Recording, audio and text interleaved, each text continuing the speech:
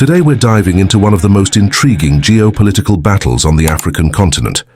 Two nations, Kenya and Djibouti, both positioned as key players in the African Union Commission elections, and they're not just vying for influence, but the future of Africa itself is in the balance. Now, this is not just about names on a ballot.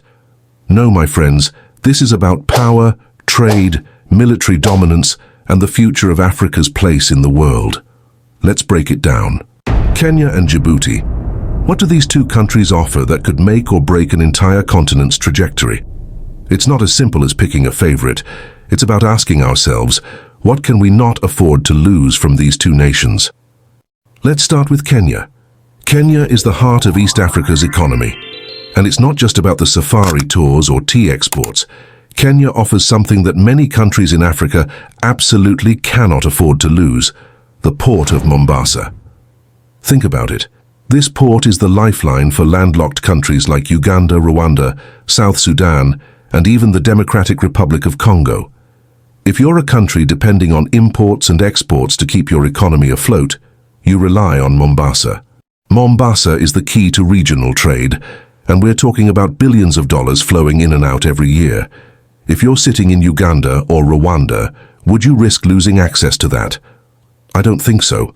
When it comes to trade routes, infrastructure, and economic stability, Kenya is indispensable. And let's not forget the Lapset Corridor. This is the mega project that's going to redefine East Africa's connectivity, linking Kenya, South Sudan, and Ethiopia. Whoever controls this controls the future of trade in the region. Countries would have to think long and hard before voting against a nation that holds this much economic power. And we haven't even touched on Kenya's role in diplomacy. Peace talks in Somalia, South Sudan, and more. Kenya is more than just an economic hub, it's a diplomatic heavyweight. The world, especially the West, trusts Kenya to be a stabilizing force in this volatile region. But let's shift focus. Djibouti might not have the sprawling farmlands or the tea plantations, but don't underestimate its power. Djibouti is small, but it is mighty. Why? Because of its location. The el-Mandeb Strait, one of the most important maritime choke points in the world. Djibouti controls the gateway to the Suez Canal. Think about it. Any ship passing through from Europe to Asia, or vice versa, must pass through here. And that's not just commercial ships, but military ones too. This tiny nation has something that no one else can offer: control over one of the most strategic waterways in the world. That's why global powers are rushing to set up military bases there. The US, China, France, everyone wants a piece of Djibouti's strategic location. And it's not just about security, it's about economic dominance too. Ethiopia, a landlocked giant, relies on Djibouti for its trade routes. You cut off Djibouti, and Ethiopia's economy takes a hit. Djibouti isn't just sitting at the table, it's commanding a whole section of the global chessboard. This country plays a critical role in global military strategy, and in the AUC elections, that influence will sway votes. So now we have a choice, a critical one. Do countries in Africa lean towards Kenya, the economic powerhouse with trade routes they cannot afford to lose, or do they choose Djibouti, the strategic stronghold controlling the seas? And then there's the external influence. You think China is going to sit this one out? Or the United States? No way. China, with its Belt and Road Initiative, has deep ties to both countries. But it's Djibouti where they've built their first overseas military base, and Kenya where they've poured billions into infrastructure. On the other hand, the US has long-standing ties with Kenya and sees it as a key ally in the war on terror. But then there's Russia.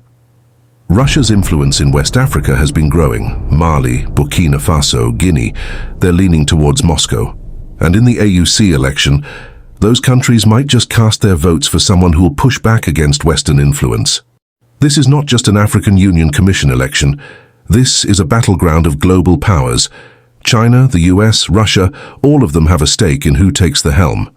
So, the question remains, what can Africa not afford to lose? Is it the trade routes and diplomatic clout of Kenya? Or is it the military and maritime control of Djibouti? In this fast-paced world, decisions come with consequences. You deny me favor, I cut off what you used to benefit from.